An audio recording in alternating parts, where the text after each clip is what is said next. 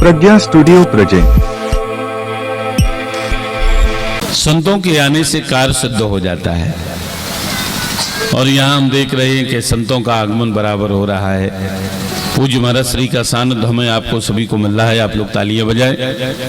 मैं इस व्यासपीठ से संत वृंदों के साथ में पूज्य महाराज श्री का सम्मान करता हूँ। बोलो वृंदावन बिहारी लाल की। पूज्य महाराज श्री ने एक बहुत बड़ा आयोजन करवाया था। करीब 7-8 वर्ष हो गए लगभग, मुझे ऐसा स्मरण है। क्यों भाई, इतना तो समय हो गया होगा। 2013 में हुआ तो 8 वर्ष तो हो गए ना। बड़ा ही भव्य और दिव्य आयोजन हुआ था रोन में। हजारों लोग जहाँ कथा श्रवण करने के लिए, भंडारा प्रसादी ग्रहण करने के लिए आते थे। और पूज्य महाराज श्री कह रहे हैं कि अब फिर होना है, तो अब जैसी हरी इच्छा, जैसी आपकी मर्जी, ठाकुर कृपा होगा तो फिर जरूर आपका दर्शन करूंगा। आए कथा में प्रवेश करते हैं। प्रहलाद जी को जब गुरुजी ने जब ज्ञान दिया है और कहा कि देखो तुझे मैं जो ज्ञान दे रहा हूं, अब तू अपने पिता के पास जाए तो जो मैं बता रहा हूं वही तुझे बोलना है। एक बार तूने मेरी बड़ी बेइज्जती करवा दी। गुरुजी ने जब ये जान लिया प्रहलाद को अब बहुत ज्ञान हो गया है, इन्हीं विषयों का जानना जरूरी था, तो उनका हाथ पकड़ करके प्रहलाद जी को हिरण्यकश्यप के पास लेकर के गए। हिरण्यकश्यप ने प्रहलाद को गोदी में बिठाया। प्रहलाद जी ठंडे आंसू से भीग रहे हैं। अब हिरण्यकश्यप प्रहलाद से कहता है, बेटा प्रहलाद, गुरु के यहाँ रह करके तूने क्या सीखा? जिस किसी भी बात को तू बहुत अच्छे प्रकार से जानता हो वो मुझसे कहा है। पहले तो तूने कुछ नहीं बता पाया था, अब तो तू बहुत सीख गया होगा। तो प्रहलाद जी ने यहाँ अपना पिता को नवदा भक्ति का ज्ञान दिया है। प्रहलाद जी कहते हैं, पिता, श्रवणम कीर्तनम विष्णु स्मरणम पाद सेवनम अर्चनम वंदनम दास्यम सख्यात्मये निवेदनम। मैं नवदा भक्ति करना और पढ़ना अच्छा मानता हूँ। ये नवदा भक्ति है। श्रवणम कीर्तनम विष्णु स्मरणम पाद सेवनम अर्चनम वंदनम दास्यम सख्यात्म निवेदनम। ये 9 प्रकार की भक्ति जो करता है, पढ़ता है, उसे मैं अच्छा मानता हूँ। और यही नवदा भक्ति का ज्ञान भगवान राम ने साध्वी सबरी को दिया था। आप लोग रामायण पढ़ते होंगे, नवदा भक्ति रामायण में भी आई है। नवदा भक्ति है क्या? तो कहा, प्रथम भगति सन तने कर संगा, दूसर रति मम कथा प्रसंगा। प्रथम भगति संतन कर संगा, दूसरी रति मम कथा प्रसंगा। प्रथम भगति संतन कर संगा। भगवान की पहली भक्ति है नित्य सत्संग करना, संतों का संग करना। ये भगवान की पहली भक्ति है। संत किसे कहते हैं? संत की परिभाषा क्या है? बड़े ध्यान से सुनना भाइयों। संत की परिभाषा, संत किसे कहते हैं?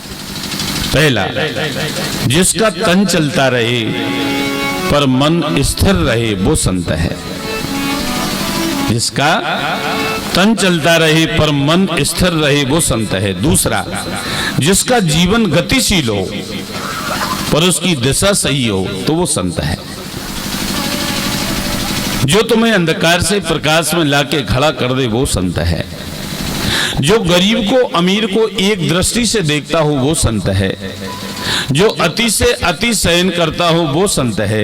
यदि ये गुण किसी व्यक्ति विशेष में पाए जाते हो तो चाहे वह कुर्ता धोती पहने तो है संत है, चाहे पैंट पजामा पहने तो है संत है।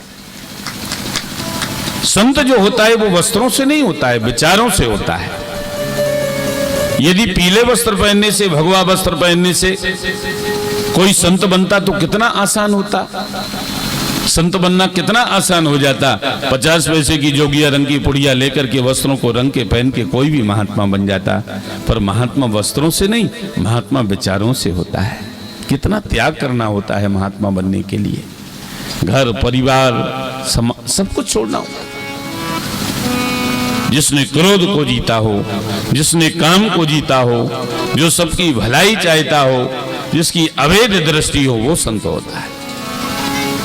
आपने नाम सुना होगा, एक बहुत अच्छे संत हुए संत दादू महाराज। उनका नियम यह था कि वो बहारू की सेवा करते थे। बहारू यानी झाड़ू लगाते थे। रास्ते में कोई राहगीर निकले तो उसके पैर में कोई कांटा कंकड़ न लग जाए, इसलिए वो रास्ता साफ करते थे, बहारू लगाते थे। और जब आसपास के गांव वालों को जब पता चलता कि हमारे पास के जंगल में दादू महाराज आए हैं, तो लोग उनके दर्शनों के लिए काफ़ी संख्या में जाते, तो उनकी सेवा में विघ्न होता, तो वो स्थान छोड़ जाते, दूसरे स्थान में पहुंच जाते। क्योंकि संत जो है, संतों को कभी एक जगह नहीं रुकना चाहिए। संत को तो सरता की तरह बहता रहना चाहिए। एक जगह रुकते नहीं कभी, न संत समीर पावन रहता है वही बहता रहे जो नीर। एक जगह रुकने से दोष उत्पन्न होता है, इसलिए संतों को बहते रहना चाहिए। तो दादू महाराज को सेवा करनी थी, कहीं भी जाके जंगल में सेवा करने लगते, बहारू की सेवा करते थे वो। एक बार एक नए जंगल में गए, पास में ऐसा कोई गांव था, उस गांव में एक बहुत बड़ा जमींदार रहता था। उस जमींदार को जब ये पता चला कि हमारे पास के जंगल में दादू महाराज आए हैं, तो बड़ा खुश हुआ, रही ये तो हमारा सौभाग्य है कि ये हमारे पास में ही आ गए। हमने तो बहुत पहले से सोच रखा था कि संत दादू महाराज को मैं अपना गुरु बनाऊंगा, अब मैं उन्हें अपना गुरु बनाऊंगा। सच्चे सदगुरु की खोज में आज वो जमींदार घर से निकल पड़ा, घोड़े के ऊपर सवार हुआ, चाबुक उसने अपने हाथ में लिया और चल पड़ा गुरु की खोज में। जंगल में जाकर के एक जगह देखता है, एक दुबला पतला बुढ़ा झाड़ू लगा रहा है।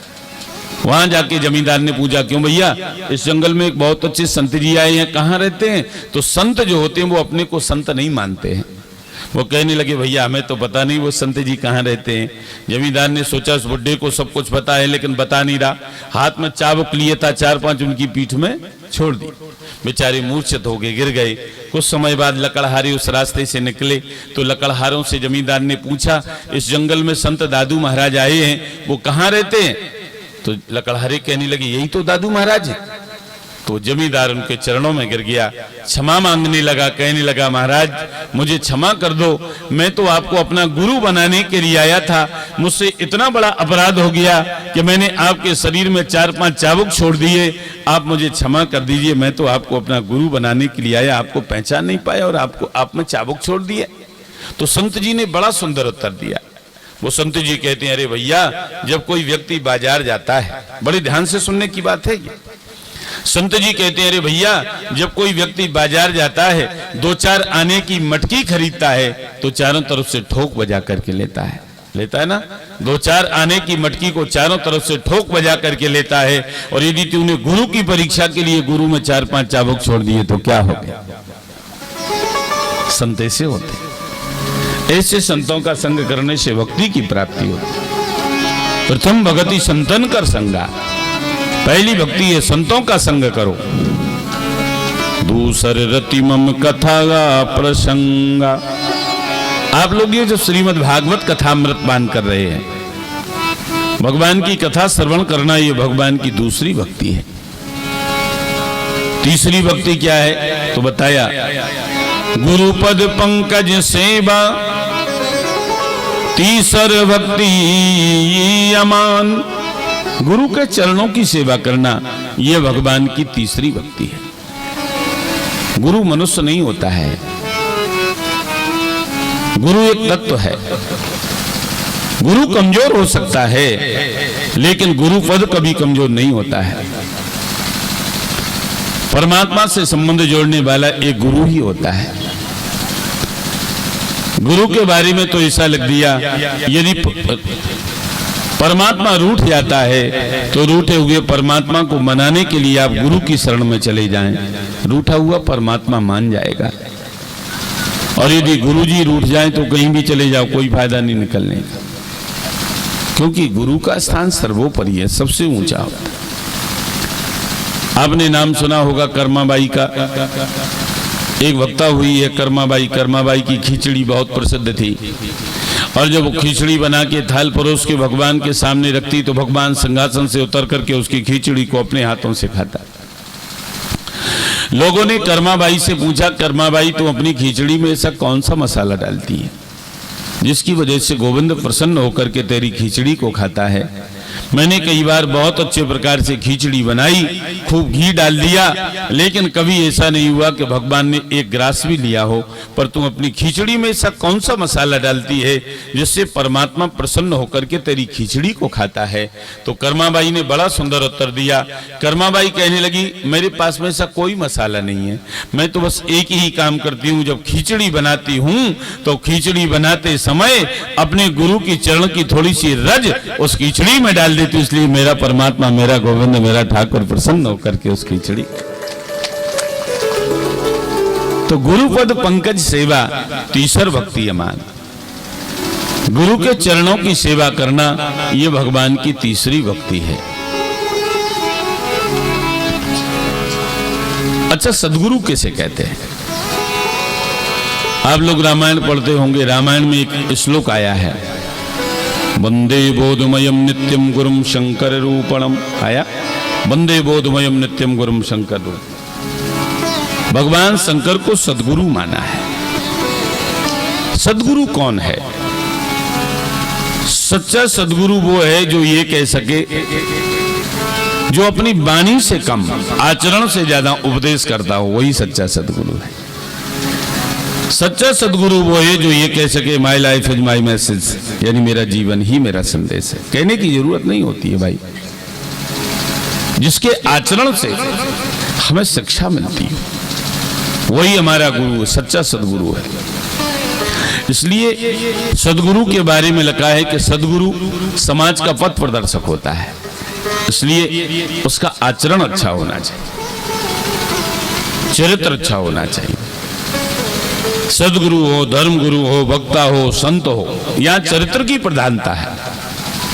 याद रखना बंधुओं, आतंकवादी जो होता है वो अपने जीवन काल में 10, 20, 25, 50, 100 लोगों की हत्या करता होगा, लेकिन यदि किसी सदगुरु का चरित्र बिगड़ता है, या किसी धर्म गुरु का चरित्र बिगड़ता है, या किसी संत का चरित्र बिगड़ता है, तो लाखों भक्तों के विश्वास की हत्या हो जाती है। वंदे बोधमयम नित्यम गुरुम शंकर रूपम। जो अपनी वाणी से कम आचरण से ज्यादा उपदेश करता है वही सच्चा सदगुरु है। तो गुरुपद पंकज सेवा तीसर भक्ति यमान। गुरु के चरणों की सेवा करना ये भगवान की तीसरी भक्ति है। चौथी भक्ति बताई, चौथी भगति मम गुण गनहि करहि कपट तज गान। कपट को छोड़ करके मेरे गुणों का गान करना, ये मेरी चौथी भक्ति है। पांचवी भक्ति बताई, जी मंत्र जापे मम दृढ़ विश्वासा पंचम भजन निसुवेद प्रकाशा। मंत्र जाप मम दृढ़ विश्वासा पंचम भजन निसुवेद प्रकाशा। मंत्र जाप मम दृढ़ विश्वासा। मंत्रों का जप करना विश्वास पूर्वक। मंत्र में बड़ी शक्ति होती है। मंत्र किसे कहते हैं? तो का मननात् त्रायतेति मंत्र, जो मनन करने वाले का रक्षण करे वो मंत्र है। मंत्र जापे मम दृढ़ विश्वासा पंचम भजन सुवेद प्रकाशा। मंत्र जाप मम दृढ़ विश्वासा पंचम भजन सुवेद प्रकाशा। सतदम शील विरति बहुकर्मा निरत निरंतर साजन धर्म। सतदम शील तिलक बाहु कन्या निरत निरंतर सजल भरना। सातऊ में मोय मैं जग देखा मोते अधिकी संत कर लेखा। सातऊ में मोय मैं जग देखा मोते अधिक संत कर लेखा। सातों में मोय मैं जग देखा, संसार के प्रत्येक जीव में मेरा दर्शन करना और मोते अधिक संत कर लेखा, मुझसे भी ज्यादा संतों का सम्मान करना, ये मेरी सातवीं भक्ति है। आठवीं भक्ति बताई। आठऊ जथा लाभ संतोषा सपन्यू नहीं देखिए परदोषा। आठऊ जथा लाभ संतोषा सपन्यू नहीं देखे परदोषा। आठवीं भक्ति बताई। आठों जथा लाभ संतोषा, जो कुछ मिले उसी में संतोष करना और भगवान से कहना, भगवान आपने मुझे मेरी हैसियत से ज्यादा दे दिया है, मुझे इतने की आवश्यकता नहीं, मुझे तो बस इतना देते जाइए कि हमारे परिवार की उदर पूर्ति होती रहे और हमारे घर में जो भी साधु अतिथि महात्मा ब्राह्मण आए वो हमारे घर से कभी विमुख होके ना जाए, निराश होके ना जाए, खाली हाथ न जाए। आपने मुझे मेरी हैसियत से ज्यादा दिया है, भगवान से यही कहना, जो कुछ मिले उसी में संतोष करना और स्वप्न में भी दूसरों के दोषों को न देखना। लेकिन विडंबना यह है कि लोग अपने सौगुनाओं के ऊपर पर्दा डाल करके दूसरों की कमियां निकालते हैं। वो ऐसा है, वो ऐसा है, वो ये करता, वो करता। हर बेईमान सेठ ईमानदार नौकर चाहता है, क्यों भाई? हर बेईमान सेठ ईमानदार नौकर चाहता है कि हम कितनी भी काली कमाई करें लेकिन हमारा जो नौकर है वो ईमानदार होना चाहिए। कहां से हो जाएगा? स्वप्न में भी दूसरों के दोषों को मत देखना। दोष देखना है तो अपना देखिए, सपने नहीं देखिए परदोषा। बाबा कबीरदास जी ने इसके ऊपर बहुत अच्छा लिखा है कि लोगों को अपने दोस्त दिखाई नहीं देते हैं, अपने दागन पे पर्दा गिरावे, ये बाबा कबीरदास जी का है। और उनकी चुनरी के दाग गिनावे। बाबा कबीरदास जी ने शरीर को चुनरी कहा है, चुनरी माना है इसको। और उनकी चुनरी के दाग गिनावे, ओढ़ चुनरी, हाँ ओढ़ चुनरी,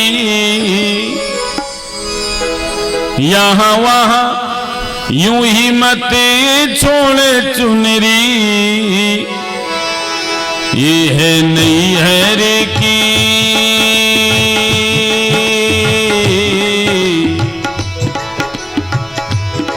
ये है नैहर की चुनरी गुजरिया, जतन से जरा ओढ़ चुनरी, ये है नैहर की चुनरी गुजरिया, जतन से जरा ओढ़ चुनरी। ओढ़ चुनरी, हाँ ओढ़ चुनरी, ओढ़ चुनरी, हाँ ओढ़ चुनरी, यहाँ वहाँ यूं ही मत छोड़ चुनरी, यहाँ वहाँ यूं ही मत छोड़ चुनरी। रखवारी में तू रखे न कसरिया, जतन से जरा ओढ़ चुनरी, रखवारी में तू रखे न कसरिया, जतन से जरा ओढ़ चुनरी।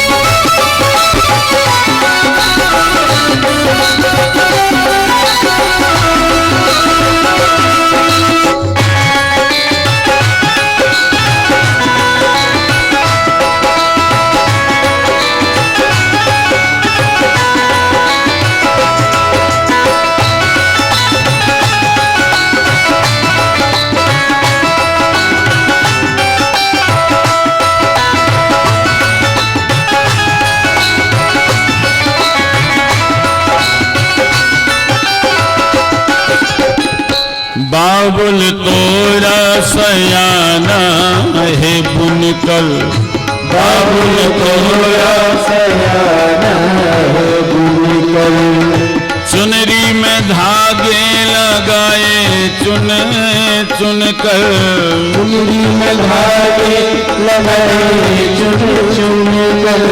और इस शरीर रूपी चुनरी को बुनने में कितना समय लगा? 9-10 मास बुनन को लागे, 9-10 मास बुनन को लागे। तब चुनरी रखी दुनिया के आगे, तब चुनरी रखी दुनिया के आगे। ओढ़ चुनरी हाँ ओढ़ चुनरी, ओढ़ चुनरी हाँ ओढ़ चुनरी।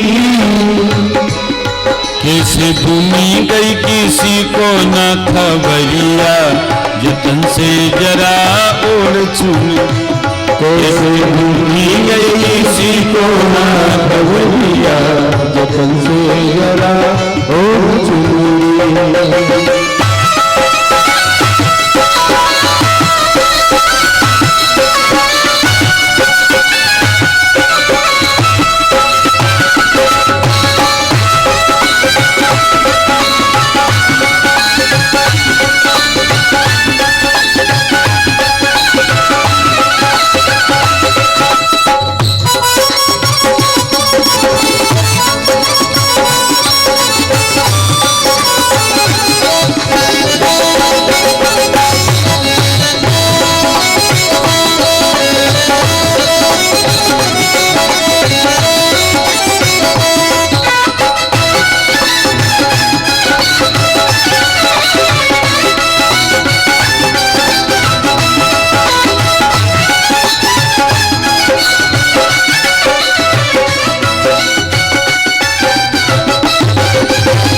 दुनिया ने ढूंढी यारों में बुराई, दुनिया ने ढूंढी यारों में बुराई। अपनी बुराई से आँख चुराई, अपनी बुराई से आँख चुराई। अपनी बुराई से आँख चुराई। अपनी बुराई से आँख चुराई। भाइयों, ये संसार बड़ा विचित्र है। लोग तुम्हारी बुराई करने से बाज नहीं आएंगे, करेंगे। अपनी बुराई सुनने की हिम्मत स्वयं में पैदा करिए। बुराई किसकी होती है जानते हो? जिंदा व्यक्ति की बुराई होती है, प्रशंसा तो सिर्फ मरे हुए व्यक्ति की होती है। आपकी यदि बुराई हो रही है तो इसका मतलब यह है कि आप समाज में कुछ ना कुछ कर रहे हैं, इसलिए आपकी बुराई हो रही है। आप कितना भी अच्छा करें, कितना भी अच्छा करें, लोग आपकी बुराई करेंगे। अपनी बुराई से कभी मत घबराना भाइयों, करने दो। याद रखना बंधुओं, नायक के चरित्र में निखार कब आता है? जब उसके पीछे कोई खलनायक होता है। नायक के चरित्र में निखार तभी आता है जब उसके पीछे कोई खलनायक होता है। क्यों भाई? और गली भी साफ तभी रहती है जब तक दो चार सुअर उस गली में न रहती हो तब तक गली भी साफ नहीं रहती है। इनका होना भी जरूरी है भाई। तो अपनी बुराई से कभी मत घबराना, अपनी दृष्टि में सही रहना। लोग तुम्हारी बुराई करेंगे।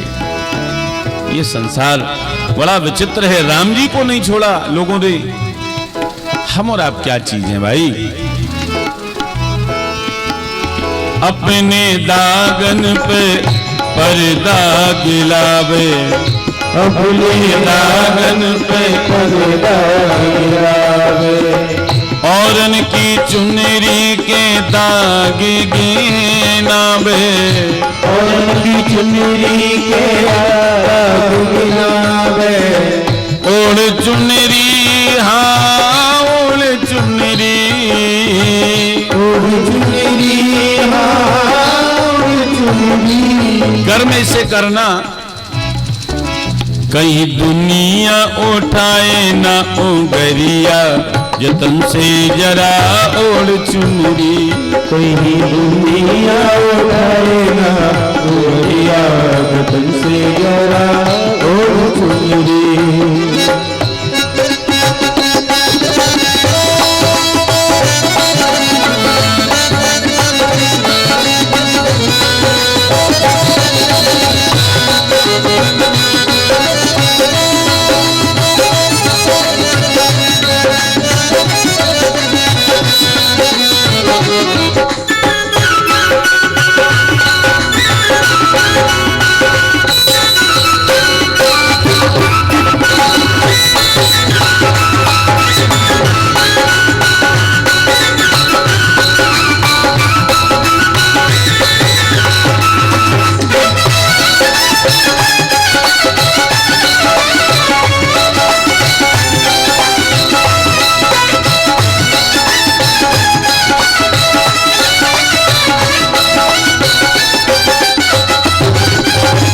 ज्ञानी इस चुनरी का मान बढ़ाए, ज्ञानी इस चुनरी का मान बढ़ाए।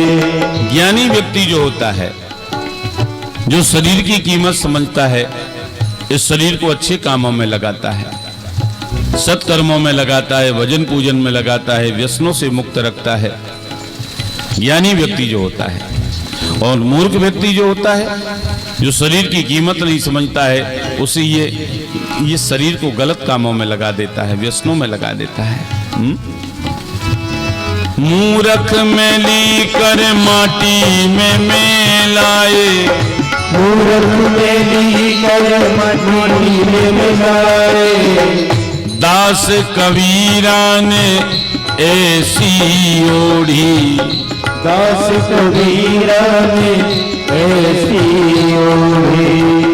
जैसी लाए थे वैसी ही छोड़ी, जैसी लाए थे वैसी ही छोड़ी। ओढ़ चुनरी, हाँ ओढ़ चुनरी, ओढ़ चुनरी, हाँ ओढ़ चुनरी। आगे बाबुल के राधे, आगे बाबुल के झुके ना नजरिया, जतन से जरा ओढ़ चुनरी। आगे बाबुल के झुके ना नजरिया, जतन से जरा ओढ़ चुनरी। गोरी सुन गोरी, गोरी सुन गोरी, गोरी सुन गोरी, गोरी सुन गोरी। यह नैहर की चुनरी गुजरिया, जतन से जरा ओढ़ चुनरी।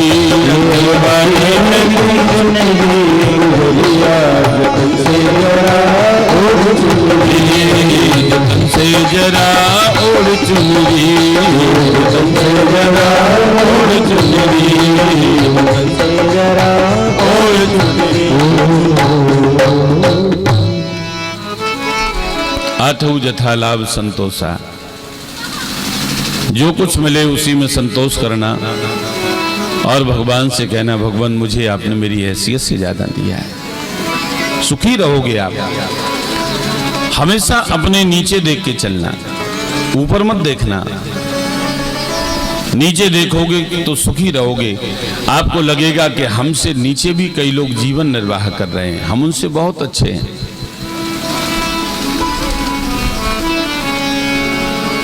स्वप्न में भी दूसरों के दोषों को न देखना। याद रखना बंधुओं, कितना भी बड़ा व्यक्ति हो, कितना भी बड़ा व्यक्ति हो, गौर से यदि देखेंगे ढूंढने पर उसके अंदर एकाध न एकाध कोई अच्छा गुण भी दिखाई दे जाता है। और कितना भी अच्छा व्यक्ति हो, ढूंढने पर उसके अंदर कोई ना कोई एकाध दोष भी दिखाई दे जाता है। तो हमें दोष नहीं देखना है, हमें गुण देखना है। दोष देखना है तो अपने देखिए। नवमु सरल सब सन छलहीना, मम भरोसे ही हरसे न दीन। नौ में जिनके एक होई, नारी पुरुष सचराचर कोई। एक भी भक्ति यदि किसी के पास में है, चाहे वह स्त्री हो चाहे वह पुरुष हो, भगवान राम ने स्वयं इस बात को कहा है, सोई अतिशय प्रिय भामिनी मोरे, वही मुझे अत्यंत प्रिय है। यही नवदा भक्ति का ज्ञान प्रहलाद जी ने अपने पिता हिरण्यकश्यप को दिया। सर्वणम कीर्तनम विष्णु स्मरणम पाद सेवनम अर्चनम वंदनम दास्यम सख्यात्म निवेदनम। मैं नवदा भक्ति करना और पढ़ना अच्छा मानता। प्रहलाद जी को उठा करके उसने अपनी गोदी से उठा के पृथ्वी पर फेंक दिया। ये विष्णु की क्या भलाई करेगा जिसने 5 वर्ष की उम्र में ही अपने माता पिता के प्रेम को त्याग दिया है। यदि कोई बाहरी पुरुष औषधि के समान हितकारी हो तो संतान के तुल्य प्रेम का अधिकारी बन जाता है, और यदि अपने शरीर से उत्पन्न पुत्र यदि रोग के समान बुराई करने वाला हो तो वो शत्रु है, जो अंग समस्त शरीर के लिए हानिकारक हो, उसे काट डालना चाहिए ताकि बाद में शेष शरीर तो सुख से रह सके। जाओ उसे ले जाओ, किसी भी प्रकार से मार डालो, चाहे बैठे होने पर, चाहे सोते रहने पर, चाहे भोजन करते समय। स्वामी की आज्ञा पाकर के राक्षस लोग शूलों को ले लेकर के उद्यत हो गए। बड़े भयंकर शब्दों को कर रहे, मार डालो, काट डालो, फाड़ डालो। प्रहलाद के सुकुमार अंगों में शूलों का प्रहार कर रहे, परंतु प्रहलाद का चित्त तो सर्वनियंता ब्रह्म परमेश्वर में लगा हुआ था। उनके ऊपर किए गए प्रहार उसी प्रकार से निष्फल हुए जैसे अभागी के उद्यम निष्फल होते हैं। उसने प्रहलाद को बड़े बड़े हाथियों के पैरों के नीचे दबाया। तंत्र का युक्त द्वारा उत्पन्न की हुई राक्षसियों को छोड़ दिया, गड्ढों में डगवाया, बुश दिलवाया, कितने ही दिन तक भोजन नहीं दिया। इतनी यातनाएं प्रहलाद को दे रहा है हिरण्यकश्यप। इसे कमरे में बंद कर दो, इसे अब भोजन नहीं देना है। 7 दिन हो गए, प्रहलाद के पेट में एक अन्न का दाना नहीं गया, जल की बूंद नहीं गई है। लक्ष्मी जी भोजन का थाल लेकर के भगवान विष्णु के सामने पहुंची, कहा स्वामी भोजन करो। भगवान ने जैसे भोजन का थाल देखा तो उनकी आंखें भर आई, रोने लगे। लक्ष्मी जी कहती हैं कि आज तक मैंने आपको कभी भी रोते हुए नहीं देखा है, आज पहली बार देख रही हूं आप रो रहे हैं, आप भोजन करिए ना। भगवान कहते हैं प्रिय मैं भोजन कैसे करूं, मेरा भक्त प्रहलाद 7 दिन से भूखा है। 7 दिन से उसने अन्न जल कुछ भी ग्रहण नहीं किया है। उसके पिता ने उसे कैद खाने में बंद कर, एक कमरे में बंद करके रखा है। मेरा भक्त प्रहलाद जब तक भोजन नहीं कर लेगा तब तक मैं भी भोजन नहीं करूंगा। और भगवान वही भोजन का थाल अपने हाथ में लेकर के और प्रहलाद जी के पास जाते हैं। नन्हे से भक्त प्रहलाद को अपने हाथों से भोजन करा रहे हैं। ये भक्ति की विशेषता है। ये जनरेटर इतने पास क्यों रखा है भाई, इतनी आवाज आती है जी। बोलो वृंदावन में हरि लाल की जय। तो भगवान ने स्वयं अपने हाथों से प्रहलाद को भोजन दिया। 8 दिन हो गए। हिरण्यकश्यप ने सोचा कि अब तो ये मर चुका होगा। कमरे का ताला खुलवाया तो देखा प्रहलाद जी जीवित हैं। हिरण्यकश्यप कहता है कि ये बता, मैंने 7 दिन से अन्न जल तुझे कुछ भी नहीं दिया है, फिर तू जीवित कैसे बना रहा है, तुझे भोजन किसने दिया? प्रहलाद जी कहते हैं हे पिता, जो परमात्मा जीव को गर्भ में भोजन देता है उसने मुझे यहाँ भोजन दिया है। जो परमात्मा जीव की गर्भ में रक्षा करता है, जीव के जन्म लेने के बाद में परमात्मा माँ के स्तनों में दूध पैदा कर देता है और भोजन की व्यवस्था करता है, उसी परमात्मा ने मुझे यहाँ भोजन दिया। हिरण्यकश्यप सोचता है कि देखो इसको मारने के मैंने कितने उपाय करवाए, ये बार बार बच जाता है, अब क्या करूं? उससे याद आया कि मेरी बहन होलिका को ऐसा वरदान कि उसे अग्नि नहीं जला सकती। होलिका को बुलाया, कहा इसे गोदी में लेकर के बैठो। होलिका जब प्रहलाद को गोदी में लेकर के बैठी, चारों तरफ से लकड़ियां लगा के जब आग जलाई, प्रहलाद जी ने नाम जब शुरू किया, होलिका तो जल करके खाक हो गई, पर प्रहलाद जी का कुछ नहीं बिगड़ा। ये नाम की महिमा है। प्रहलाद जी को नाम में बड़ी निष्ठा थी, बड़ा विश्वास था। इस युग में सबसे बड़ा पाप कौन सा है जानते हो? ये तो बहुत दिक्कत दे रहा है।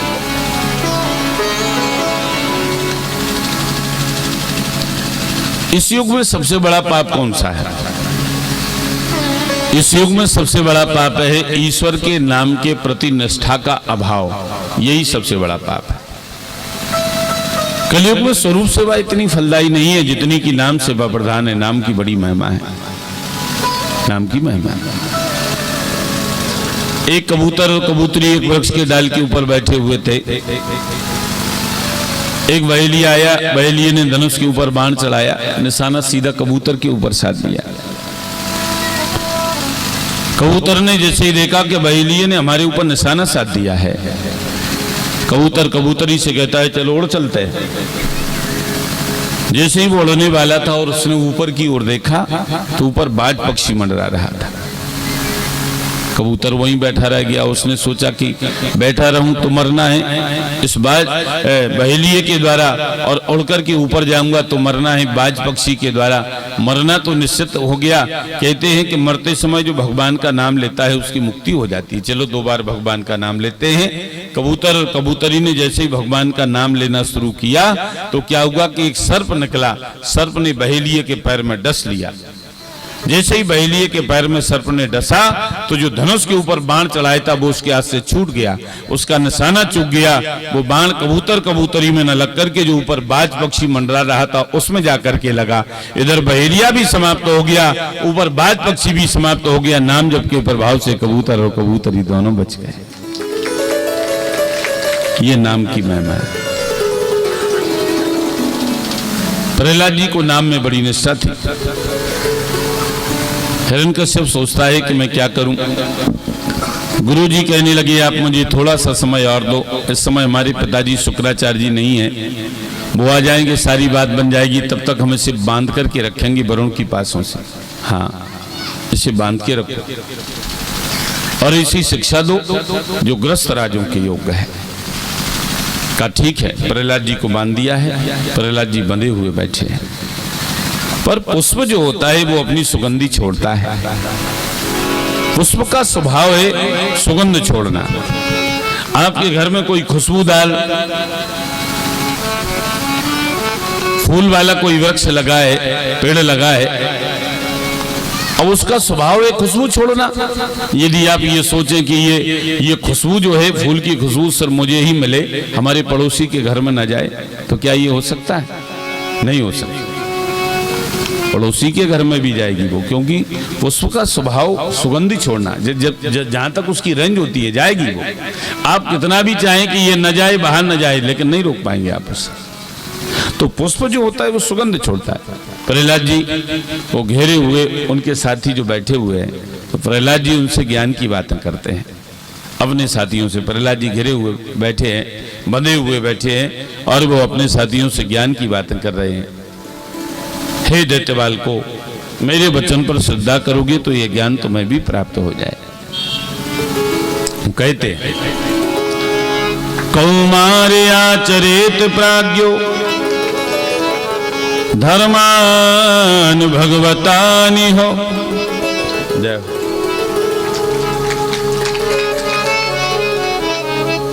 दुर्लभम मानसम जन्म तदप्य द्रव्ये मलथदम। कौमार आचरित प्राज्ञो धर्मान भगवतानि। बुद्धिमान व्यक्ति कौन है? जो लड़कपन में ही भगवान की भक्ति कर ले, वही बुद्धिमान है। लड़कपन में ही भगवान की भक्ति कर लेना चाहिए। जय हो। हमारे भैया श्री राम त्यागी जी श्रीमद् भागवत की कथा श्रवण हेतु पधारे, बहुत बहुत साधुवाद। कई लोग कहते हैं कि अभी से हम भक्ति क्यों करें, अभी तो हम जवान हैं, जवानी में भक्ति थोड़ी की जाती है, भक्ति तो बुढ़ापे में की जाती है। कई लोग तो यहां तक बोल देते हैं अभी हमारे भजन करने के दिन नहीं है।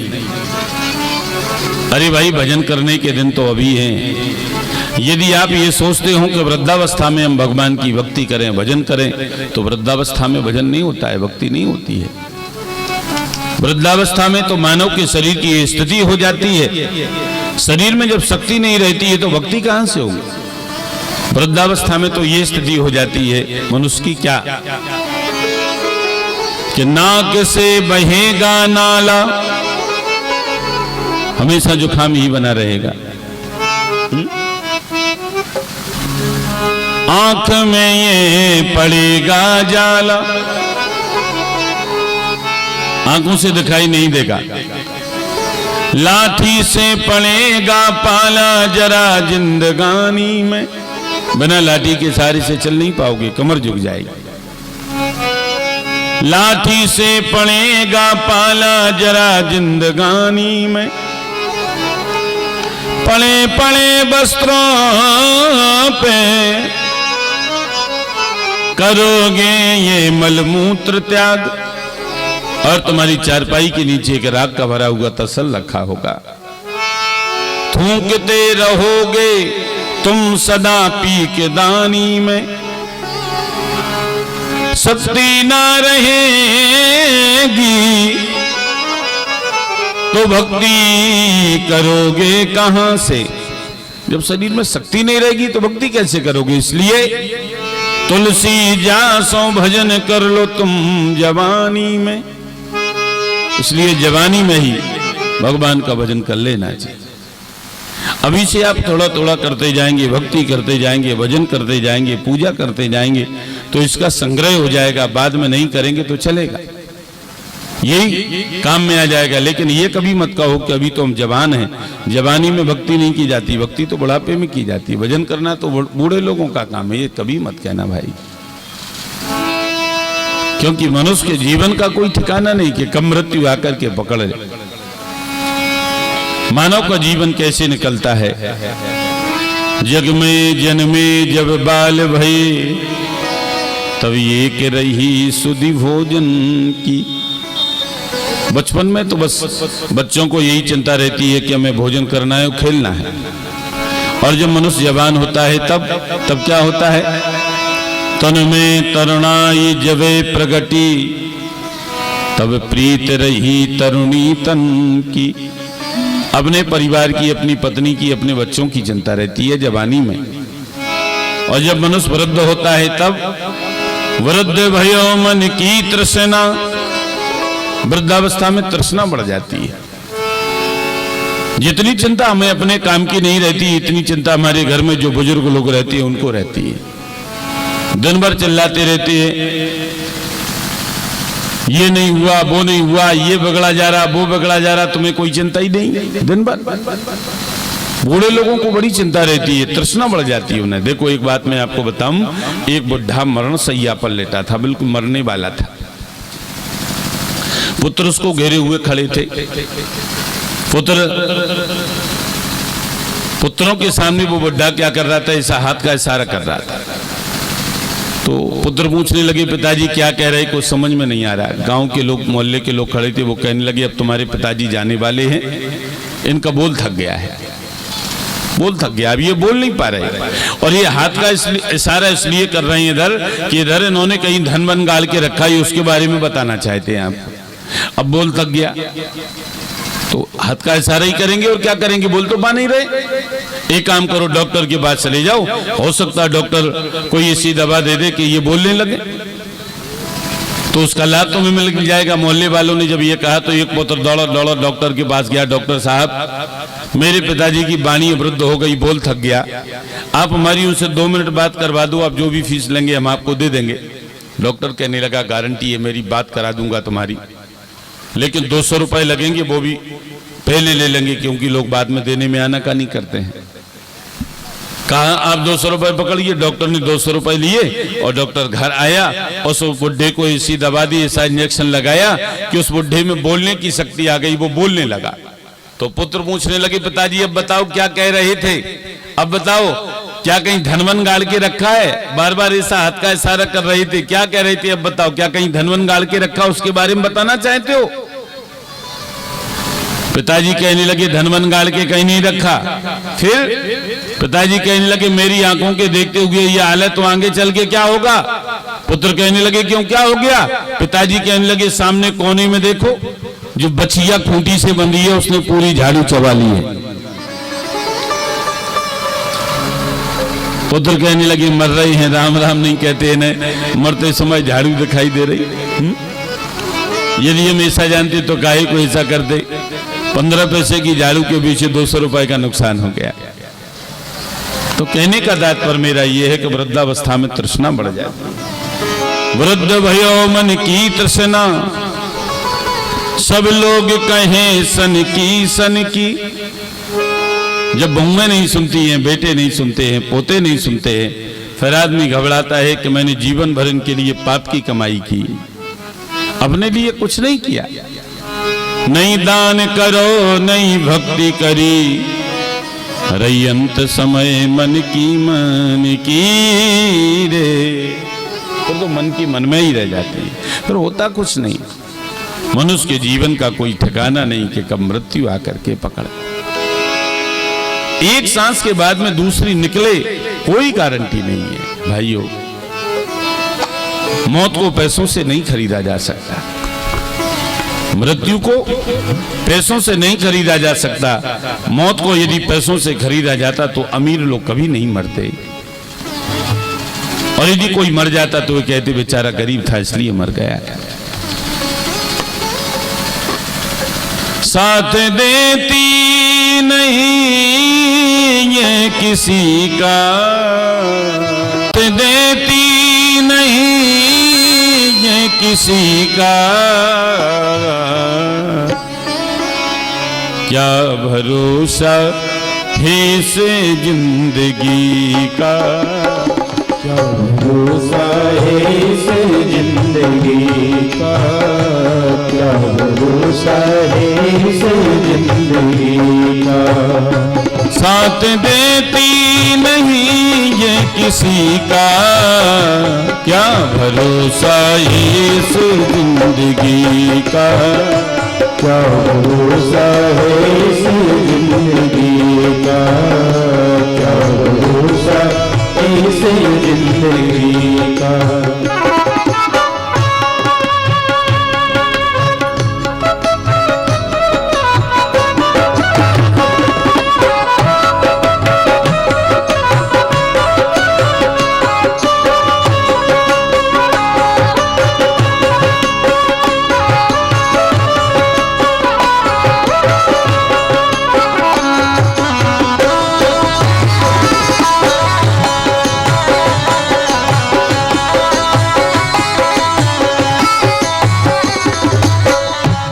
सांस रुक जाएगी चलते चलते, सांस रुक जाएगी चलते चलते,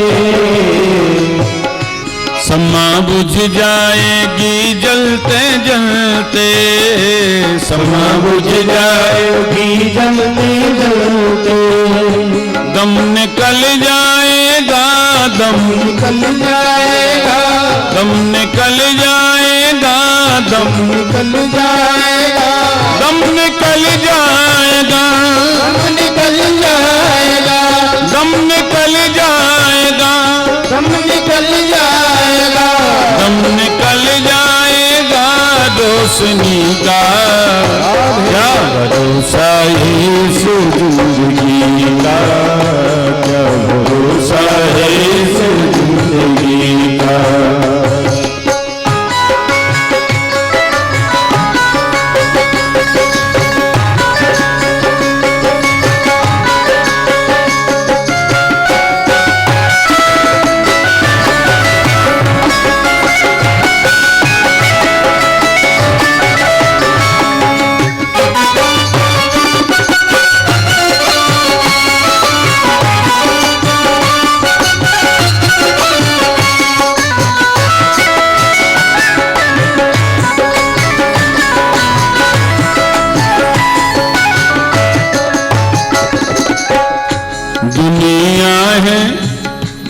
दुनिया है हकीकत पुरानी, दुनिया है हकीकत पुरानी, चलते रुकना है इसकी रवानी, रवानी चलते रुकना है इसकी रवानी। दुनिया है हकीकत पुरानी। थोड़ी सी शार्पनेस बढ़ा दो, शार्प बढ़ाइए। दुनिया है हकीकत पुरानी, आज आप हैं तब भी दुनिया है, हम हैं तब भी दुनिया है। हम और आप इस संसार से चले जाएंगे तब भी दुनिया रहेगी, दुनिया मिटने वाली नहीं। चलते रुकना है इसकी रवानी, चलते रुकना है इसकी रवानी, चलते रुकना है इसकी रवानी। जिस मनुष्य ने इस पृथ्वी पर जन्म लिया है उसकी देह संबंध के साथ मृत्यु होना निश्चित है। चाहे वह आज मरे, चाहे 100 वर्षों के उपरांत मरना एक दिन सभी को है, चाहे वह राजा हो, चाहे रंग हो, चाहे फकीर हो, और किसी को जाना है। आया है सो जाएगा राजा रंग के फकीर,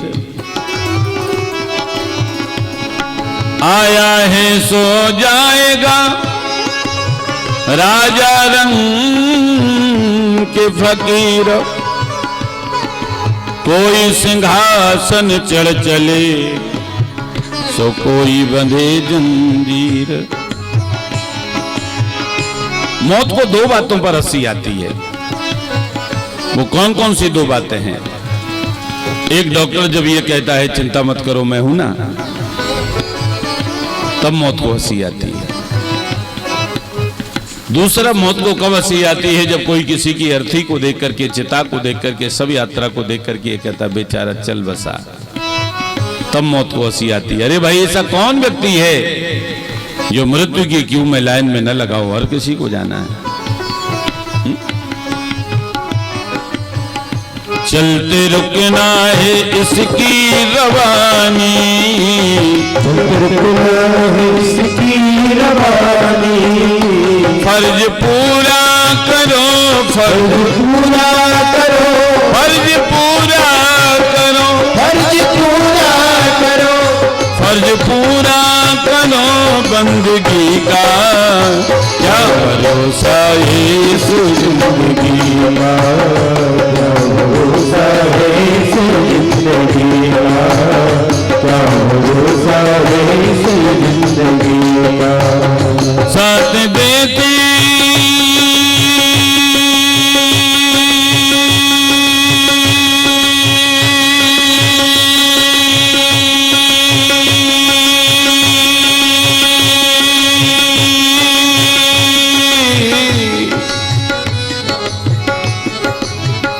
साथ देती नहीं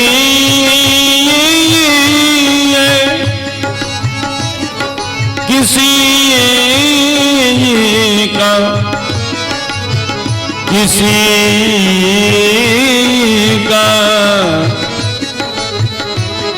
किसी का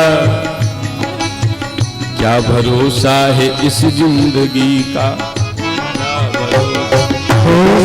जिंदगी का क्या भरोसा है इस जिंदगी का, क्या भरोसा है इस जिंदगी का, क्या भरोसा है इस जिंदगी का।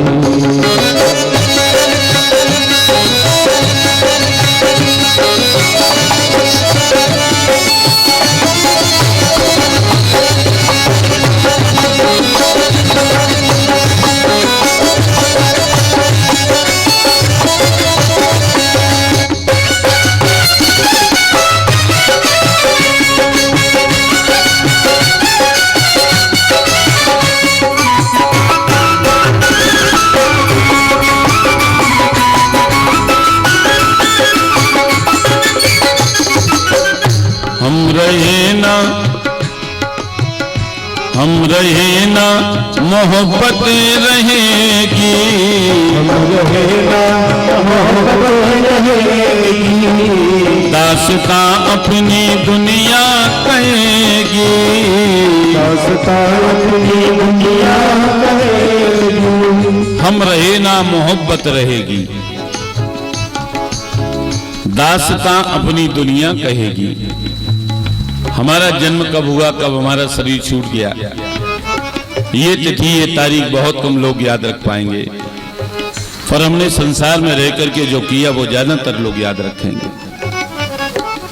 स्वामी विवेकानंद जी का जन्म कब हुआ और कब उनका शरीर छूट गया, ये तिथि ये तारीख बहुत कम लोगों को याद होगी, पर उन्होंने संसार में रह करके जो किया वो ज्यादातर लोग जानते हैं। आदमी की जन्म मृत्यु की तारीख कोई याद नहीं रखता है, उसके कर्मों को याद किया जाता है।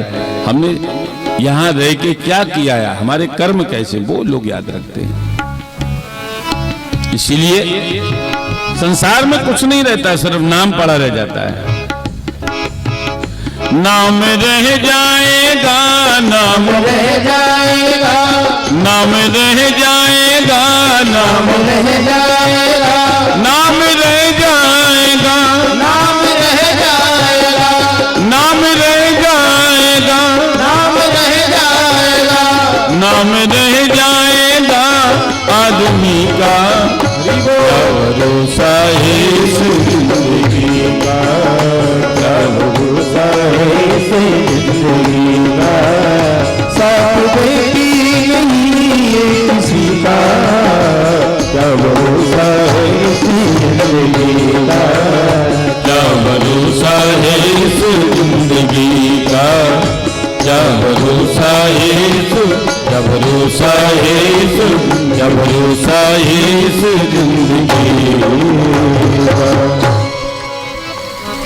मनुष्य के जीवन का कोई ठिकाना नहीं कि कब मृत्यु आकर के पकड़ ले। एक सांस के बाद में दूसरी निकले, कोई गारंटी नहीं है। इसलिए भक्ति से कितने ही दैत्य ब्रजवासी यक्ष राक्षसी शूद्र मोक्ष को प्राप्त हो गए। हे दैत्यवाल को, मेरे वचन पर यह श्रद्धा करोगे तो ये ज्ञान तुम्हें भी प्राप्त हो जाएगा। दैत्य बालक कहने लगे, प्रहलाद ये बताओ, हम एक ही गुरु के यहाँ रहे हैं, एक ही गुरु के यहाँ शिक्षा दीक्षा हुई है, हम किसी दूसरे को जानते भी नहीं है, फिर तुमने इन बातों को कहां से सीख लिया? प्रहलाद जी कहने लगे, मैंने सारा ज्ञान माता के पेट में ही प्राप्त कर लिया था। नहीं कोई विश्वास की योग्य बात हो तो बताओ। प्रहलाद जी कहने लगे, जिस समय मेरा पिता मंदराचल की कंदरा में तपस्या करने के लिए गया तो देवताओं ने दानवों से युद्ध करने की बड़ी तीखी प्रक्रिया व्यक्त की। इंद्र ने मेरी माता कयाधु को पकड़ लिया और मेरी माँ को पकड़ करके इंद्र स्वर्ग की ओर लेकर के जा रहा था। मेरी माँ रोती हुई जा रही थी, तो नारद जी वहां रास्ते में उनको मिले। तो नारद जी ने कहा कि हे इंद्र, ये स्त्री गर्भिणी है, पतिव्रता है, इसे छोड़ दे। इंद्र कहने लगा, नहीं, इस स्त्री को हम नहीं छोड़ सकते। क्यों? क्योंकि इसके गर्भ में दैत्यराज हिरण्यकश्यप का पुत्र पल रहा है। उत्पन्न होने पर समय पर बहुत बड़ा योद्धा होगा, जिसका सामना करना बड़ा कठिन होगा।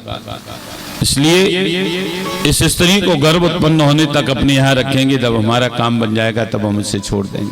श्री राधे। इंद्र ने नारद जी के कहने से मेरी माता को छोड़ दिया। प्रहलाद जी कहते हैं, मेरी माँ नारद जी के आश्रम में आई। मेरी माँ बड़ी सेवा करती थी आश्रम में रह करके। नारद जी ने मेरी माँ की दोनों इच्छाओं को पूर्ण किया। मेरी माँ ये सोचती थी मेरा गर्भ कुशल से रहे, जब तक हमारा पति तपस्या करके लौट करके घर ना आ जाए तब तक जन्म ना हो। नारद जी ने मेरी माँ की दोनों इच्छाओं को पूर्ण किया। नारद जी मेरी माँ से ज्ञान की बातें करते थे। स्त्रियों के स्वभाव के अनुसार मेरी माँ तो सब कुछ भूल गई, लेकिन मैं माँ के पेट में ये सब सुनता रहा। मुझे उन बातों का स्मरण आज भी है। मेरे वचन पर श्रद्धा करोगे तो ये ज्ञान तुम्हें भी प्राप्त हो जाएगा। माताओं, माँ एक प्रकार का रसायन है। बड़े ध्यान से सुनना, ये आपकी कथा है। घर को घर नहीं कहते, बल्कि स्त्री का नाम ही घर है। गृहिणी गृह मुच्यते, हमारे धर्मशास्त्र ये कहते हैं, गृहिणी गृह मुच्यते, स्त्री को ही घर कहते हैं। स्त्री यदि चाहे तो अपने घर को स्वर्ग बना दे, स्त्री यदि चाहे तो अपने घर को बैकुंठ बना दे, स्त्री यदि चाहे तो अपने बेटे को विद्वान बना दे, संत बना दे, अधिकारी बना दे, स्त्री यदि चाहे तो अपने बेटे को चोर बना दे, डाकू बना दे, जेब कतरा बना दे। बच्चे की सबसे प्रथम गुरु मां होती है। बोलो वृंदावन बिहारी लाल की जय।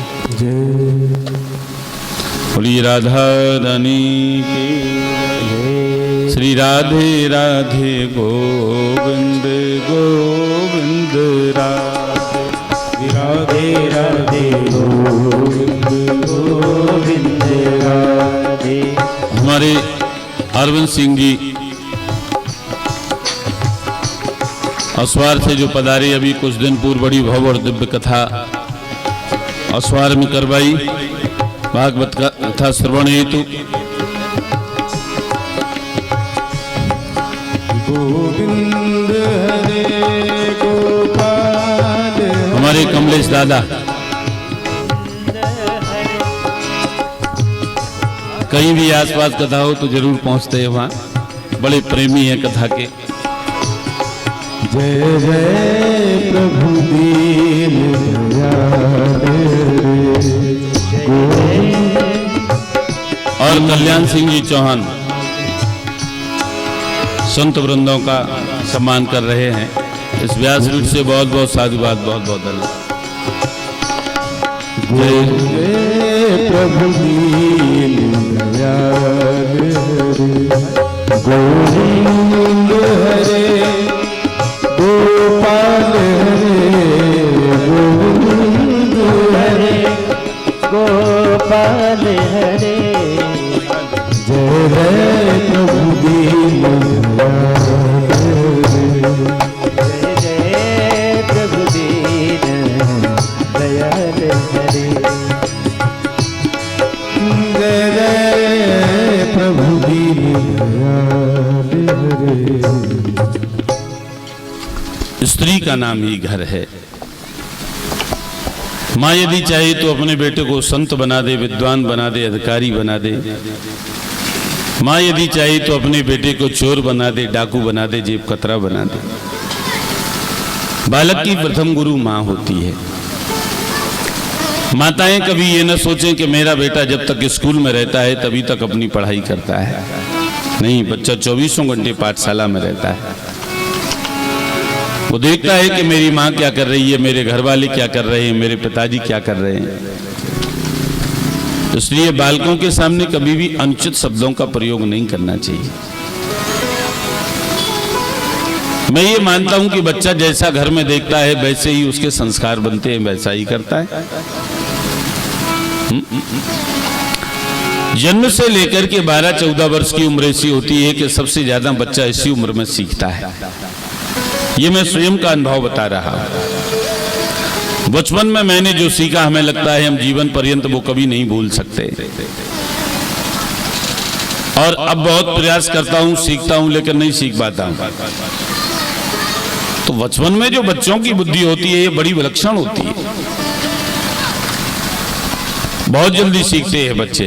इसलिए बालकों के सामने कभी अनुचित शब्दों का प्रयोग नहीं करना चाहिए। माताओं, राष्ट्र जो है, राष्ट्र का भविष्य किसके हाथ में है? बच्चों के हाथ में है, और बच्चे आपके हाथ में हैं। संसार का दुर्लभ जो ज्ञान है वो बच्चा माँ की गोदी से ही सीखता है, माँ के साथ रह के ही सीखता है। राष्ट्र के निर्माण में आपका बड़ा योगदान है माताओं। इसलिए हर बात में कमी कर देना, लेकिन अपने बच्चों को संस्कार देने में कभी कमी मत करना, क्योंकि आपकी असली पूंजी जो है वो आपकी संतान है। संतान को संस्कारवान बनाना है।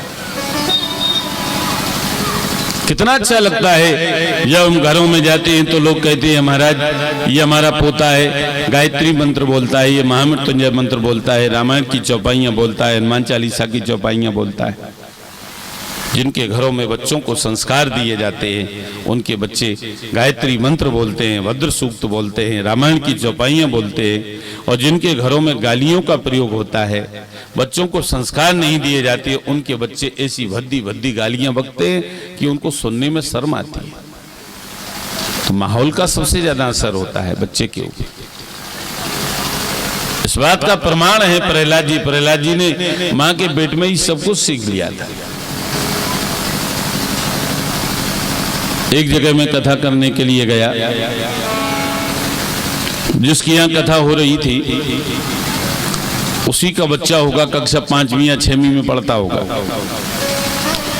जब मैं कथा बोलता तो बड़े ध्यान से कथा मेरी सुनता था, ऐसी विलक्षण उसकी बुद्धि थी। जब मैं शाम को विश्राम करता वो मेरे पास आ जाता, कहता ब्याज जी आज आपने ये कथा सुनाई, ये दृष्टांत दिया, ये भजन गाया। बड़ी विलक्षण बुद्धि थी उसकी। हम देखते उसकी जो दादी माँ थी वो कथा में नींद के झोंकी लेती रहती थी। हमने एक दिन दादी माँ को बुलाया और दादी माँ से कहा माता जी आपका ये जो पोता है ना, ये कोई पूर्व जन्म का संत है, इसने आपके घर में जन्म लिया है। ऐसी विलक्षण इसकी बुद्धि है कि मैं कथा कहता हूँ बड़े ध्यान से कथा सुनता है, सारी कथा शाम को मुझे सुना देता है, ये पूर्व जन्म का कोई संत है। हमने दादी माँ से कहा। दादी माँ कहने लगी महाराज मुझे यही तो चिंता है। हमने कहा क्या चिंता है? माता जी कहने लगी महाराज जब आप कथा कहते हैं तो फिर मैं आपकी कथा नहीं सुनती हूँ। हमने कहा आप क्या करती हैं? मैं तो बस ऐसे ही देखती रहती हूँ अपने पोते को। हमने कहा इसे क्यों देखती हैं? माता जी कहने लगी महाराज इसलिए कि इतने गौर से आपकी कथा क्यों सुनता है। हमने कहा माता जी कथा तो ध्यान से ही सुनना चाहिए, इसमें चिंता करने की क्या बात है? तो माता जी कहने लगी महाराज मुझे ये चिंता है कि ये कथा सुनकर के बाबा जी न बन जाए। हमने कहा माता जी चिंता तो ये करो कि ये चोर न बन जाए, डकैत न बन जाए, लुटेरा न बन जाए। बाबा बनना क्या तुमने कोई मामूली समझ रखा है? हमने पहले भी कहा महात्मा बनना आसान काम नहीं है, बहुत त्याग चाहिए इसके लिए। लोग अपने बच्चे को एक अधिकारी तो बनाना चाहते हैं, पढ़ा लिखा करके बड़ा अधिकारी बनाना चाहते हैं, लेकिन संत कोई नहीं बनाना चाहता है कि हमारा एक बेटा संत हो जाए।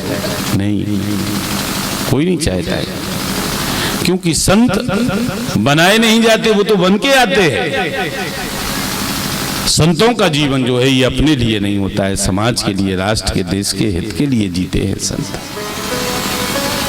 तो इसलिए मेरा माताओं से कहना है, माताओं अच्छी शिक्षा देना अपने बच्चों को। माताएं जब गर्भवती होती है तो उस समय उन्हें अपने कक्ष में एक बड़ा सुंदर बाल कृष्ण का चित्र लगाना चाहिए। ज्यादातर ध्यान उसी चित्र के ऊपर होना चाहिए। अच्छा साहित्य पढ़ना चाहिए, अच्छे सीरियल देखना चाहिए। ज्यादा मार धाड़ वाले सीरियल मत देखना, क्योंकि माँ जैसा सोचती है, करती है, बोलती है, खाती है, पीती है, सबका प्रभाव बच्चे के ऊपर होता है। इस बात की गारंटी है यदि माताएं जब गर्भवती हो उस समय ये नियम करें जो मैं बता रहा हूं, तो होने वाली संतान जो है, चाहे वो बेटा हो चाहे बेटी हो, वो संस्कारवान पैदा हो। इसलिए अपने बच्चों को संस्कारवान बनाना है। आज हमारे देश में शिक्षा की आवश्यकता तो है ही, लेकिन शिक्षा के साथ साथ संस्कारों की भी जरूरत है, क्योंकि संस्कारों के बिना न तो कोई महान हुआ है, ना ही कोई हो सकता है। प्रहलाद जी ने माँ के पेट में ये सारा ज्ञान प्राप्त कर लिया, तो उनके जो साथी थे वो कहने लगे हमें विश्वास हो गया है, अब बताओ क्या करना है। प्रहलाद जी कहते हैं मेरे साथ में भगवान के नाम का संकीर्तन करो। सभी दैत्य बालक प्रहलाद जी के साथ में नाम संकीर्तन करने लगे। राम सिया राम जय जय राम, राम सिया राम जय जय राम। राम सिया राम जय जय राम। राम सिया राम जय जय राम। राम सिया राम जय जय राम। राम सिया राम जय जय राम। राम सिया राम जय जय राम। राम सिया राम जय जय राम। हिरण्यकश्यप ने वहां आकर के देखा सभी दैत्य बालक विष्णु भक्त बनकर के प्रहलाद के साथ में विष्णु के नाम का कीर्तन कर रहे हैं। वहां करके देखा उसने तो कहने लगा बंद करो ये कीर्तन।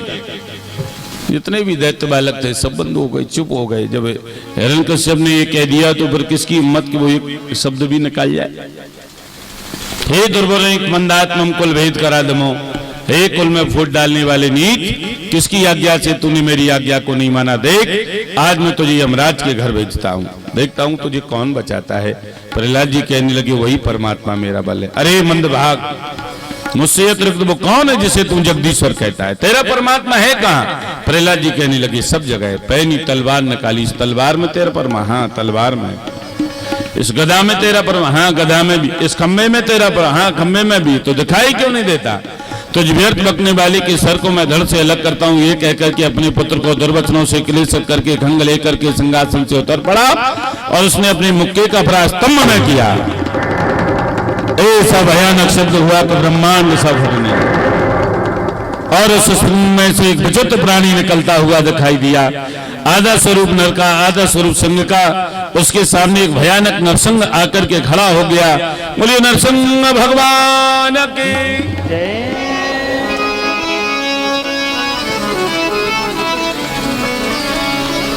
हिरण्यकश्यप सोचता है कि देखो जब विष्णु मेरे भाई को मारने के लिए आया है तो सुगर के रूप में आया और मुझसे युद्ध करने के लिए आया तो नरसिंह के रूप में आ गया, नहीं तो इसकी क्या जरूरत है। और जैसे ही वो बड़ा नरसिंह भगवान ने उसे पकड़ लिया। खेल करने वाले गरुड़ के हाथ से जैसे सर छूट जाता वैसे वो छूट गया। सोचने लगा मैं बलवान हूं तभी तो नरसिंह के हाथ से छूटा हूं। और जैसे ही वो आगे बढ़ा नरसिंह भगवान ने उसे पकड़ लिया। दिल्ली पर स्थित होकर के अपनी जंघाओं के ऊपर रख करके नाखूनों से उसके हृदय को विदीर्ण कर दिया। बोलिए नरसिंह भगवान की। इस प्रकार से नरसिंह भगवान ने हिरण्यकश्यप का वध किया है। भगवान अपने भक्त ब्रह्मा का दिया हुआ वरदान का उन्होंने भली भांति पालन किया। उसने ये वरदान मांगा था कि मेरी मृत्यु न दिन में हो न रात में, तो संध्या का समय था। उसने ये भी वरदान मांगा था मेरी मृत्यु न भीतर हो न बाहर हो, तो भगवान न भीतर थे न बाहर थे, देहली पर थे। उसने ये भी वरदान मांगा था मेरी मृत्यु न पृथ्वी में हो न आकाश में, तो भगवान देहली पर बैठ करके और उसे अपनी जंघाओं के ऊपर ऐसा लटा लेते हैं तो पृथ्वी आकाश के बीच में वो हो जाता है। न मनुष्य मार सके न पशु मार सके, तो आधा स्वरूप नर का आधा संग का। ये भी वरदान मांगा मेरी मृत्यु न अस्त्रों से हो न शस्त्रों से हो, तो कोई अस्त्र शस्त्र नहीं लिया, नाखूनों से उसके हृदय को विदीर्ण की। एक वरदान ये भी मांगा था कि साल में 12 महीने होते हैं, साल के 12 महीने में किसी महीने में मेरी मृत्यु न हो, तो भगवान ने उसे मारने के लिए एक अधिक मास का निर्माण किया है, अलग से महीना बनाया है, जिसे अधिक मास कहते हैं, मल मास कहते हैं, खर मास कहते हैं, पुरुषोत्तम मास कहते हैं। उसे मारने के लिए अलग से महीना बनाया। भगवान की सेना उस समय उनकी अगड़त ध्वजाएं ही थी। सब लोग दूर से खड़े खड़े तमाशा देख रहे, कोई उनके पास जाने का साहस नहीं जुटा पा रहा। कौन जाए भगवान को मनाने के लिए? देवता लक्ष्मी जी के पास गए, माता आपके पति इस समय बहुत ज्यादा क्रोध में, आप उनका क्रोध शांत करो। लक्ष्मी जी अभिमान में भर गई, ये तो हमारे बाएं हाथ का काम है, मैं अपने पति के सामने खड़े होकर के थोड़ा सा मुस्कुराऊंगी, मुझे देख करके वो भी मुस्कुराने लगेंगे, उनका गुस्सा शांत हो जाए। अभिमान में भर करके लक्ष्मी जी आई और जैसे ही भगवान विष्णु के सामने आकर के खड़ी होकर के थोड़ी सी मुस्कुराई और नरसिंह भगवान ने सी घुड़की मारी की सीधी बैकुंठ लोक में गई। ये मेरे पति नहीं, मेरे पति तो श्री विष्णु जी है। मैंने इतना क्रोध में अपने पति को नहीं देखा कभी। अब किसे भेजा जाए? प्रहलाद जी से कहा बेटा तू ही जा, तेरे निमित्त नरसिंह भगवान का अवतार हुआ है। तो प्रहलाद जी गए, उनके मन में बिल्कुल भी डर नहीं, शंका नहीं, पहुंचे, नरसिंह भगवान को प्रणाम किया। नरसिंह भगवान ने प्रहलाद को गोदी में बिठाया और ठंडे आंसुओं से प्रहलाद जी भीग रहे हैं। नरसिंह भगवान रो रहे, वो कह रहे बेटा प्रहलाद, बोले प्रभु प्यारे कोमल अंग हैं तुम्हारे, असुर ने मारा मम एक नाम गाने में। तुझे कितना कष्ट दिया तेरे पिता ने, गिर से गिरायो उन जल में डुबायो और अग्नि में जरायो, राखी कमी ना सताने में। तुझे कितना कष्ट दिया तेरे पिता ने। मंजल मुखार बिंदु चूम चूम प्रभु कहे, क्षमा करो पुत्र मोय देर भैया ने। हे पुत्र मुझे क्षमा कर देना क्योंकि मैंने आने में बड़ा विलंब कर दिया। प्रहलाद जी कहने लगे, हाँ भगवान आपने आने में इतना विलंब क्यों किया? तो नरसिंह भगवान कहते हैं, प्रहलाद तूने मुझे परेशान कर लिया। क्यों? जब तेरे पिता ने पूछा तेरा परमात्मा कहाँ है, तो तूने कह दिया कि हरि व्यापक सर्वत्र समाना, प्रेमित प्रगट हो मैं जान। मेरा परमात्मा, मेरा गोविंद, मेरा ठाकुर सब जगह है। तेरे पिता ने कहा तेरा परमात्मा इस तलवार में है, तूने कह दिया हाँ तलवार में है, तो मैं तलवार में पहुंचा। तेरे पिता ने पूछा तेरा परमात्मा इस गदा में, तूने कह दिया हाँ गदा में, तलवार छोड़कर फिर मैं गदा में पहुंचा। तेरे पिता ने पूछा तेरा परमात्मा इस खंबे में है, तूने कह दिया खंबे में भी है, तो फिर गदा छोड़कर के मैं खंबे में पहुंचा। प्रहलाद मुझे इस बात का डर था कहीं तेरा वचन खाली न पड़ जाए, इसलिए बेटा क्षमा करो पुत्र मोय देर भैया ने। क्षमा कर देना, मैंने आने में बड़ा विलंब कर दिया है। प्रहलाद जी से भगवान कहते हैं, प्रहलाद तूने मेरी बड़ी भक्ति की है, तू मुझसे कुछ मांग ले। तो प्रहलाद जी ने बड़ी सुंदर बात कही।